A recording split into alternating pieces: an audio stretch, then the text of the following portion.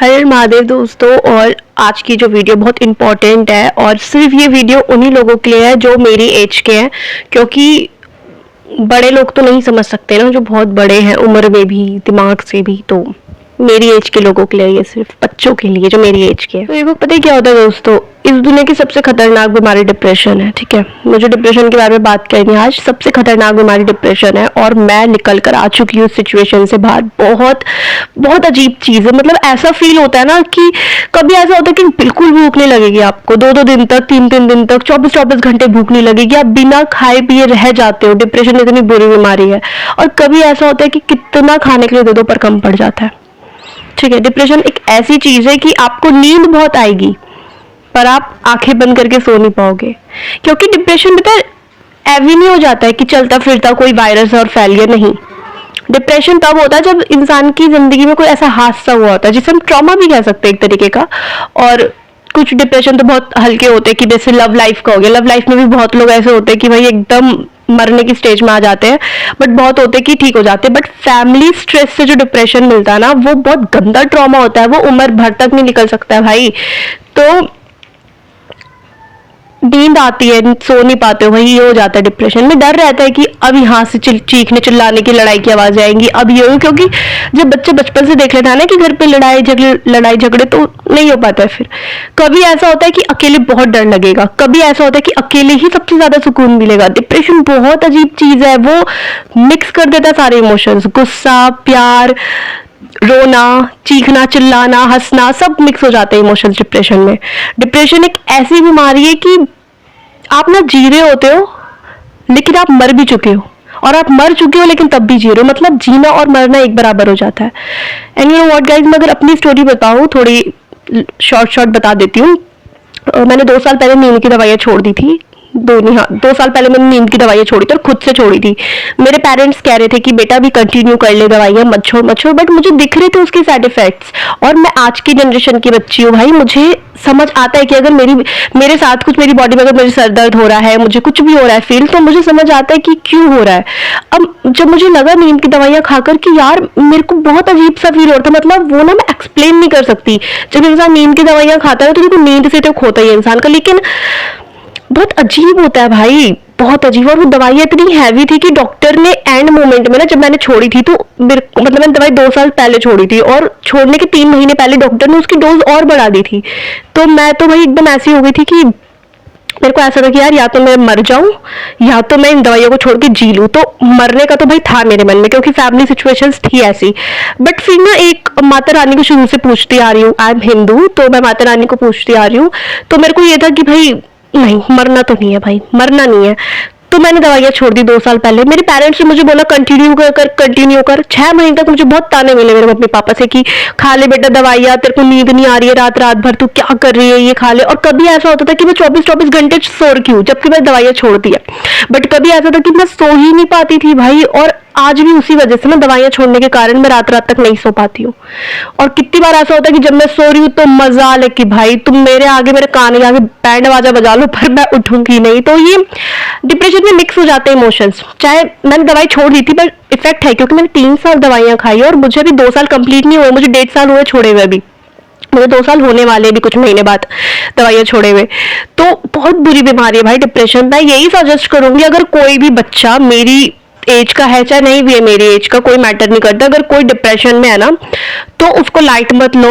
और थोड़ी सी भी स्ट्रेस फील होता है, अगर आप अपने पेरेंट्स से शेयर कर लो पहले तो, और पेरेंट्स से शेयर कर अगर आपको कोई असर नहीं दिखता है, अपने किसी ऐसे क्लोज फ्रेंड से शेयर करो, किसी ऐसे इंसान से शेयर करो जिस पे आपको ट्रस्ट है, किसी ट्रस्टेड पर्सन से अपनी प्रॉब्लम शेयर करो, क्योंकि डिप्रेशन बेवजह नहीं होता है, उसकी कोई वजह होती है। और मेरे साथ तो भाई बहुत सारी वजह थी, बहुत सारी, ऐसा नहीं कि सिर्फ फैमिली सिचुएशंस, फ्रेंड्स सब कुछ, मतलब बहुत सारी चीजें हुई हैं। ठीक है, brothers, sisters, cousins, relatives, family, mummy papa, हर एक चीज का मेरे को स्ट्रेस रहा है। डिप्रेशन बहुत बुरी बीमारी है। अगर कोई भी बच्चा डिप्रेशन फील कर रहा है तो अपने लिए खुद स्टैंड लो। देखो आपके पेरेंट्स ना वही करेंगे जो 4 लोग कहेंगे, आपके पेरेंट्स वही करेंगे जो डॉक्टर्स कहेंगे, आपके पेरेंट्स वही करेंगे जो रिश्तेदार कहेंगे, बट आप वो करो अपने साथ जो आपको लग रहा है कि आपके माइंड को हार्म नहीं करेगा, आप जिस चीज से सेफ हो। अब अगर मैं नहीं छोड़ती ना 1.5 साल पहले वो दवाइयां नींद की, तो शायद मैं, अभी मेरा वेट 45 है और जब मैं दवाइयाँ खाती थी 60 प्लस हो चुका था, अभी 45 हो चुका है। मैंने दवाई छोड़ी 1.5 साल में मेरा 45 हो चुका है। मैं ठीक ठाक हो गई, मतलब एज के अकॉर्डिंग मैं 20 की हूँ, तो अब मेरा ठीक ठाक हो चुका है, ठीक है वेट। बट भाई मत करना ऐसी हरकतें, नींद की दवाइयाँ। और दूसरी चीज डिप्रेशन, मतलब अगर कोई भी बच्चा डिप्रेस्ड फील कर रहा है ना, माँ बाप को मारो गोली, गोली इन द सेंस मार मत देना। सच में भाई डिप्रेशन में बहुत दिमाग घूमता है छोटी छोटी बातें सुन के। मारना इन द सेंस कि अपने माँ बाप को साइड में रखो, उनकी मत सुनो और अपने लिए स्टैंड लो। मम्मी पापा को साइड रखो अपने, भाई बोल दो अपने पेरेंट्स से कि हम वही करेंगे जो हमारा मन चाहेगा। मैं तो अपने पेरेंट्स से इतना लड़ी हूँ ना, इतना लड़ी हूँ कि भाई कल भी मेरी पापा से बहस हो गई थी, क्योंकि मेरे को ना आदत हो गई है ऐसी। भाई को, अब भाई कोई इंसान अगर डिप्रेशन में, उसको हर छोटी छोटी चीज में गुस्सा आएगा, वो हर चीज में उसके बाद एकदम लाउड हो जाएगी, होता है। और कभी तो मैं ऐसी हो जाती हूँ कि कोई मुझे 1000 गालियां आकर दे दे, मैं एकदम चुप खड़ी और मुस्कुराती हूँ। और कितनी बार ऐसा होता है कि अगर किसी ने हल्का सा भी बोल दिया ना, या फिर हल्का सा रिएक्ट भी कर दिया, तो मैं ऐसे आग बबूला हो जाती हूँ ना पूरा, कि भाई तेरी हिम्मत कैसे हुई रिएक्ट करने की भी। तो डिप्रेशन एक ऐसी चीज है, तो मैंने देख लिया कि वो सारे इमोशंस मिक्स कर देता है। मेरी कजन सिस्टर है, उसने मुझसे बोला था, वैसे मुझसे बड़ी है वो, बट छोड़ो, उनने मुझसे बोला था कि डिप्रेशन आजकल सभी को है, हर किसी को डिप्रेशन है, मैं कोई अकेली नहीं हूँ। तो देखो भाई, आप जिस डिप्रेशन की बात कर रहे हो ना बहन जी, वो डिप्रेशन अलग है, वो एक नॉर्मल स्ट्रेस है जो कि आज है कल नहीं है। लेकिन अगर किसी इंसान के साथ कुछ ऐसा घटना घटित हुई होती है ना, कि मतलब वो एक लाइफ टाइम रह जाती, फिर भाई वो माइंड में नहीं निकल सकती।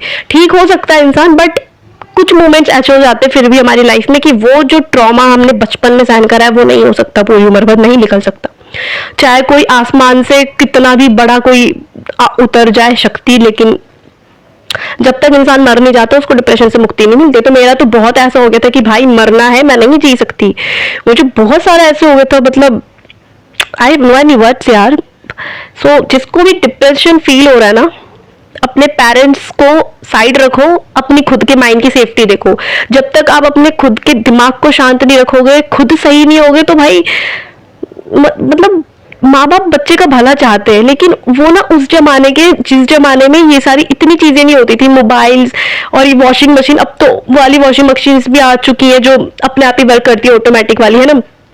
बहुत सारी चीजें नहीं आ चुकी है, फ्रिज, गीजर, एसी, बहुत सारी चीजें उनके टाइम पे नहीं थी। हमारे पेरेंट्स, हमारे ग्रैंड पेरेंट्स के टाइम पे नहीं थी। तो पेरेंट्स को साइड रखो, अपने माइंड की सेफ्टी देखो।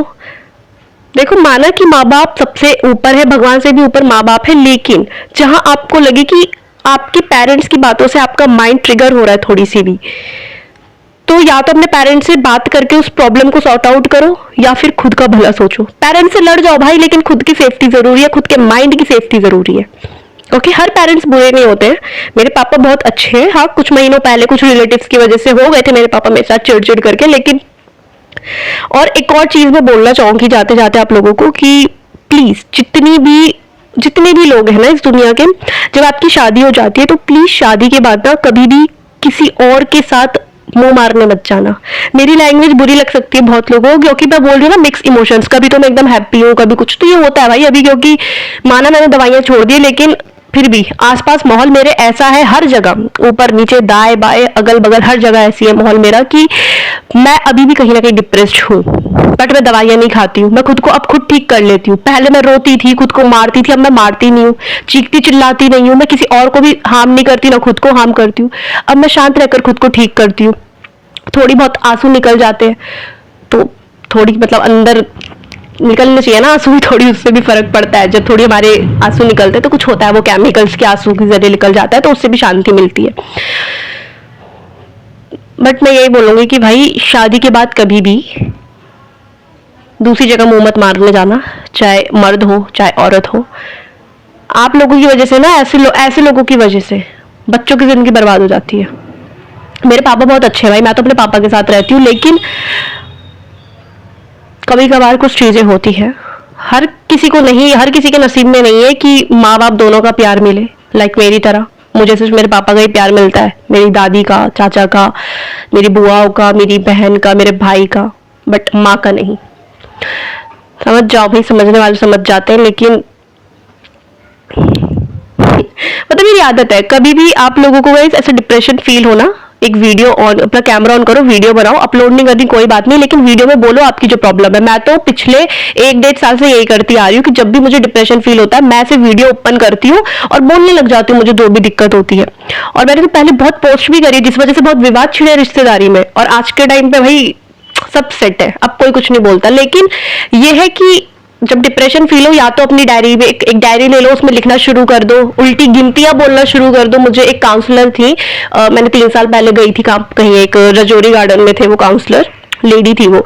उनने मुझे बताया था कि बैक काउंटिंग करो, या जिस इंसान की वजह से तुम्हें गुस्सा आ रहा है उस इंसान का एक पेपर में नाम लिखकर पूरा पेपर ना पेन से मतलब फाड़ दो ढंग से, और साथ ही साथ एक वीडियो कैमरा ओपन करो, वीडियो बनाना शुरू कर दो।